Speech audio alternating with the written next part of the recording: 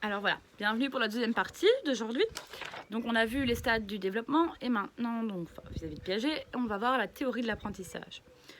Donc vous avez la feuille suivante. Alors, l'apprentissage est un processus qui n'a de sens que dans des situations de changement. Donc l'apprenant, on part du principe qu'il est toujours en interaction avec son environnement. Il fait des expériences en manipulant des objets qui l'entourent pour découvrir en fait le monde. D'accord ? Donc c'est vraiment pour Piaget, vous pouvez le mettre vraiment en fluo, l'interaction avec son environnement, c'est quelque chose de très très très important. Donc on passe vraiment à la base de quelque chose de très magistral. Ensuite on a Bandura qui met quand même le point d'honneur en se disant oui mais bon, si on n'a pas envie d'apprendre, on n'apprend pas. Il faut de la motivation, etc. Donc l'apprenant est quand même acteur. Mais ça se limite encore à ce début de pensée, je vais dire. Je schématise, hein, bien entendu, attention. Hein. Et vous arrivez à Piaget qui a dit, oui d'accord, il est acteur, mais en plus de ça, il a une interaction avec son environnement, donc ça ne dépend pas que de lui. Donc, pour Piaget, dans la théorie de l'apprentissage, il y a deux grandes notions à retenir, qui sont de nouveau un petit peu plus compliquées. L'assimilation et l'accommodation. Alors, je vous ai mis un petit texte en italique. Ici, vous verrez mieux. Donc, c'est un duo indispensable à l'activité cognitive qui aboutit sur un processus d'équilibration très très important. Lors d'un apprentissage, l'apprenant va construire des structures cognitives intuitivement à partir de cette nouvelle connaissance. Donc lorsqu'il va être dans un nouvel apprentissage, il va construire une manière de penser intuitive à cette nouvelle connaissance qui se manifeste à lui. Et il va avoir deux situations. Soit il va l'assimiler directement à ses structures antérieures, donc ça coule de source. C'est cohérent avec ce qu'il connaît déjà, qui est déjà inscrit dans son mémoire, dans son cerveau. D'accord ? Soit il va vivre un déséquilibre, ce qui veut dire que ça ne va pas aller sur la même longueur d'onde que sa manière de penser. Et donc il va avoir un déséquilibre. Je vais illustrer ça après. D'accord ? Pas de souci. Donc, qu'est-ce qui va se passer puisque cette nouvelle information n'est pas en lien avec ces structures cognitives déjà ancrées? Eh bien, il y a un déséquilibre. Il va falloir modifier les structures cognitives qui sont déjà existantes dans sa tête pour pouvoir l'intégrer. Donc, dans ce cas, il va devoir réorganiser ses structures cognitives, faire preuve d'accommodation pour ensuite assimiler. Alors, je vous explique ça de manière plus imagée, d'accord ? Normalement, vous aurez dû donc faire un petit travail avec les bandelettes, travailler ensemble et confronter vos avis. Imaginons, situation 1, vous étiez en groupe de 4. Vous avez repris les bandelettes, d'accord ? Vous avez décidé de remettre dans l'ordre et de mettre des âges. Et vous étiez d'accord, pile poil, sur tout. Ou alors à l'après d'un an et quand l'autre vous a dit oui, mais voilà, oh oui, ok, normal, ouais, on met ça. Et ce travail a été fait très vite. Là, vous ne l'avez pas fait, je suis d'accord, mais je pense que vous avez vécu ce genre de situation similaire dans d'autres travaux de groupe. Vous pouvez très vite vous le représenter dans votre tête. Mais qu'est-ce qui va se passer ? Vous allez assimiler la nouvelle info. Oh, ce stade-là, c'est à tel âge. Ok, c'est logique. Ça va de pair avec les autres stades que j'ai vus de d'autres personnes dans d'autres cours. D'accord ? Par contre, deuxième situation, vous avez travaillé en équipe et pour l'âge, vous n'êtes pas du tout d'accord. Vous pensez par exemple que pour savoir que l'autre personne ne pense pas la même chose que vous, il faut avoir au moins 12 ans, et l'autre il pense qu'à 6 ans c'est possible. Ben si, à l'école primaire, il sait le faire. Bien, vous n'allez pas être d'accord. Pourquoi ? Parce que ce que vous avez comme connaissance qu'on vous a inculqué, que vous avez appris par cœur, on s'entend quand je dis appris par cœur, mais que vous avez mémorisé, d'accord, ne sont pas les mêmes avec l'info qu'on vous donne. Et donc vous vous dites, c'est pas possible. Dans ma tête, quand je pense à ça, j'ai telle réponse qui vient. Je pense que c'est vers 12 ans, parce que avant ça, un enfant il hésite beaucoup, il ne sait jamais répondre, il ne sait jamais de quoi je lui parle. J'invente, hein, d'accord ? On s'entend, hein, mais voilà. Et là, vous allez vous dire, donc c'est telle réponse. Et puis, on corrige et je vous dis, non, mais en fait, c'est ton copain qui avait raison. Et c'est tel âge. C'est 7 ans, en fait. Ah, mais c'est pas logique. Puisque moi, dans ma tête, ça devait être tel âge parce que j'ai appris telle et telle chose.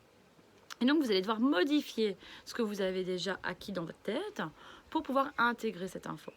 Donc, il y a beaucoup plus de travail. D'accord? C'est souvent le cas quand vous travaillez en groupe comme ça et que vous devez me donner une seule réponse finale. Vous devez vous mettre d'accord. Et alors, des fois, vous nous dites, à nous les profs, vous dire comme ça, oui, mais madame ou monsieur, on n'est pas d'accord, on n'a pas la même réponse. Et qu'on vous répond avec un construit, pas mon problème. Débrouillez-vous entre vous, je veux une seule réponse. Alors, vous dites qu'on est sadique dans ces moments-là. J'avoue, ça peut faire parfois peut-être l'être un petit peu, hein. Mais ce que je veux dire, c'est qu'on vous oblige à vous mettre d'accord. Pourquoi? Parce qu'ainsi, si cette réponse était à l'opposé de ce que vous pensiez par vos déductions de vos connaissances précédentes, ben c'est là que vous allez réellement apprendre, en fait. Parce que vous allez devoir vous mettre d'accord, et donc vous allez devoir comprendre les arguments de l'autre. Et c'est en écoutant les arguments de l'autre que vous allez modifier votre manière de penser les choses, et vous allez pouvoir intégrer cette nouvelle donnée. Alors, revenons à la théorie maintenant. Processus d'assimilation. Intégrer de nouvelles idées, données qui viennent de l'environnement sans modifier ces cadres mentaux déjà existants. Intégrer des infos en établissement des liens avec les connaissances dont le sujet dispose déjà. Donc comme je disais juste avant, c'est ça coule de source, ça va de continuité avec ce que vous connaissez déjà, c'est normal, l'info rentre, bam, vous l'assimilez. Accommodation. Lorsque l'individu s'adapte à de nouvelles infos. Donc ces principes-là, vous les mettez en fluo, hein. La personne va donc réorganiser ses connaissances, sa manière de voir, de penser, afin de prendre en compte ces nouvelles données. Donc c'est ce que j'ai expliqué. Et le processus d'équilibration ou d'adaptation, on peut le nommer des deux manières, en fait c'est l'assimilation et l'accommodation réunies. Donc ce sont des processus opposés, mais en même temps complémentaires, qui vous permettent de rechercher l'équilibre entre les deux, pour que ce soit possible pour vous. D'accord? Donc vous avez le petit dessin, les schémas ici. Donc dans le premier, vous l'avez en plus grand, hein, d'accord? Vous avez le sujet qui donne une information, un objet, et donc il n'y a pas de résistance ni quoi que ce soit. Et donc vous avez un nouveau schème d'assimilation. Et ensuite vous avez, avec une situation ici de déséquilibre, un progrès cognitif ou un statu quo. Ce qui veut dire qu'il y a un désintérêt. On ne rentre plus dans la tâche. Et donc la construction d'un nouveau schème assimilateur si le progrès est cognitif. Donc c'est ce que je vous expliquais avant. Franchement, ne vous inquiétez pas trop. D'accord? Les schémas étaient beaucoup plus à expliquer en vrai, mais comme ça, à distance, c'est plus compliqué. Donc je veux vraiment au moins que vous vous focalisiez sur savoir l'expliquer avec vos mots. Si vous ne savez pas le remettre vis-à-vis d'un schéma, c'est pas très grave. Le principe, c'est vraiment que vous compreniez, en fait, tout simplement. Alors vous aviez un petit exemple ici. Donc vous pouvez compléter, hein, si au moins vous avez une base, c'est ce que j'ai un peu expliqué à l'oral, puisqu'on n'a pas pu le faire ensemble. Assimilation, vous pouvez copier. Ma coéquipière m'a donné des nouvelles idées qui m'ont semblé logiques. Ma coéquipière m'a donné de nouvelles idées qui m'ont semblé logiques. Je les ai intégrées directement. Accommodation. Mon coéquipier et moi n'étions pas d'accord. Égale déséquilibre. Et nous avons dû en discuter pour nous mettre d'accord. J'ai pris conscience que ce que je pensais n'était pas forcément correct et j'ai modifié mes connaissances. Ça va? Alors, dans la théorie de l'apprentissage, on voit aussi que c'est le développement d'une pédagogie active. Donc, c'est l'encadré que je vous ai mis ici. Donc, le constructivisme, on a bien dit qu'on partait du principe où, l'apprenant est acteur, qu'il apprend en fonction de l'environnement et qu'il a le droit de décider si oui ou non il veut apprendre et comment il va apprendre. Et on est vraiment dans la manipulation du concret. On part du concret vers l'abstrait. D'accord? C'est ce qu'on fait de plus en plus à l'heure actuelle, hein. Donc le constructivisme ouvre les portes vers les pédagogies actives. Donc ces spécificités placent ceux qui apprennent en activité de manipulation d'idées, de connaissances, de conception, de manière de faire. Donc plus on va être chez les enfants, on va être dans de la manipulation d'objets, de quelque chose de concret. Chez les plus grands, je veux dire comme ça, en secondaire, ou que ce soit avec vous par exemple, à la haute école, à l'UNIF, on va être dans la manipulation d'idées, de concepts, d'accord? Ensuite, on a les connaissances se construisant sur la base de connaissances antérieures. Donc, on ne part plus du principe que vous êtes une page vide qu'on remplit d'un coup avec une disquette, hein, d'accord? C'est vraiment, vous apprenez par vos connaissances précédentes et vous allez empiler vos connaissances. Tenir compte des représentations, des conceptions des élèves, car elles peuvent soit servir de point d'appui, soit faire obstacle à l'acquisition de nouvelles connaissances. C'est pour ça que généralement, là je ne sais pas le faire parce que vous n'allez pas me répondre, donc c'est délicat, mais qu'on part autant de vos vécus de stage, parce qu'en fait vous connaissez déjà énormément de choses, et les principes théoriques qu'on peut vous apprendre, parfois sont entre guillemets simplement les étiquettes qu'on vient mettre sur des situations concrètes que vous avez vécues, qui fait que vous avez beaucoup plus facile à les comprendre et à les enregistrer. Ensuite, encourager l'apprenant à penser et à expliquer son raisonnement avec ses mots plutôt que d'apprendre par cœur. Donc, je pars du principe, vous avez tous déjà étudié un cours pour passer votre examen. Si pas maintenant, quand vous étiez en secondaire ou en primaire, n'importe, d'accord. Si par vous, vos enfants, si vous ne l'avez plus fait depuis longtemps, que c'est loin dans vos têtes, regardez vos enfants. Ils étudient pour un examen. Le jour de l'examen, ils connaissent tout, s'ils ont étudié, bien entendu. Ils connaissent tout, ils vous font un 9 sur 10, d'accord? Et 3 jours après, vous leur demandez, ils ne savent absolument plus rien. Tout simplement parce qu'on a appris bêtement par cœur. Ça ne s'est pas intégré dans notre cerveau, dans notre mémoire à long terme. C'est juste transitoire. Comme on dit, ça rentre par là, ça sort par là. C'est le même principe, d'accord? C'est pour ça qu'on part de plus en plus dans le fait que plus vous allez construire votre apprentissage, vous allez le faire par des travaux de groupe, vous allez rechercher vous-même la documentation, vous allez lire, etc. Plus vous allez retenir en fait ce que vous avez fait. Pensez à un exposé. Vous avez certainement fait un exposé un jour dans votre vie dont vous vous rappelez toujours. Peut-être pas en long et en large, on s'entend, mais vous vous rappelez toujours du principe. Tandis que le cours de maths de 3e secondaire, vous savez peut-être même plus dire ce qu'il y avait dans le cours de maths. Vous voyez la différence ? Donc, voilà. Alors, ce que je vais vous demander maintenant, c'est que, en fait, voilà. Pour la fin de chaque chapitre, ce que je comptais faire avec vous, c'est vous demander, vous avez dans les consignes des feuilles, donc à la page 1, 2, 4, 5, 6,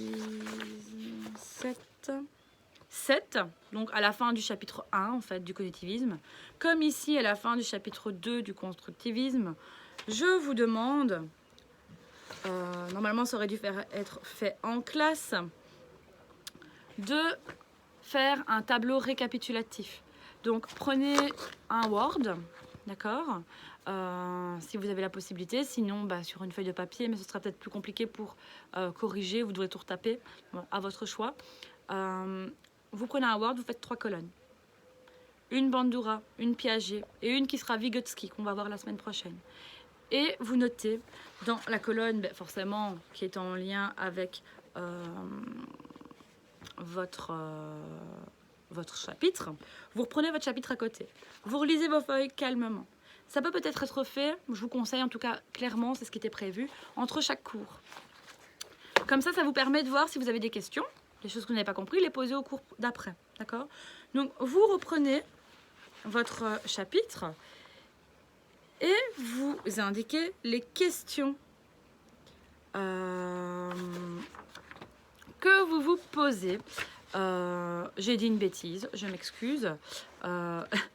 La consigne est la dernière page, j'avais changé, excusez-moi, pour vous simplifier, mais j'avais noté au crayon sur mes feuilles de vous le demander à chaque fin de chapitre ici, plus que les conditions sont un petit peu différentes.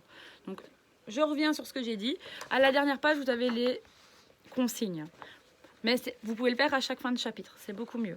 Ce sera plus facile, mais ce sera à rendre à la fin. Donc, comme vous le souhaitez. Je sais que vos vies familiales font peut-être en ces conditions, que vous avez peut-être des enfants, etc. C'est peut-être compliqué à gérer pour l'instant. Donc, vous gérez ça comme vous le souhaitez, tant qu'à la fin, vous me le rendiez, en fait, pour pouvoir corriger. D'accord ? Et prouver que vous avez bien suivi les cours, etc. pour l'école. On s'entend, d'accord ? Donc, vous récapitulez la matière. Ça veut dire percevoir les points importants, cruciaux, qui seront bénéfiques dans votre pratique. Donc, nous allons ensemble réaliser un tableau synthétique. À la base, je voulais qu'on fasse, entre guillemets, 3 équipes et que chaque équipe s'occupe d'un des chapitres qu'on aurait mis en commun. Malheureusement, vu les circonstances, ça risque d'être compliqué. Vous ne serez pas communiqués ensemble comme je voulais le faire pour que ça vous transmette vraiment un apport. Donc faites-le pour chaque chapitre vous-même, tant pis. Prenez le temps de renoter tout ce qui est important vis-à-vis du courant, qui pourrait vous servir à vous en tant que futur éducateur ou éducatrice. D'accord? Donc pour favoriser l'apprentissage des élèves.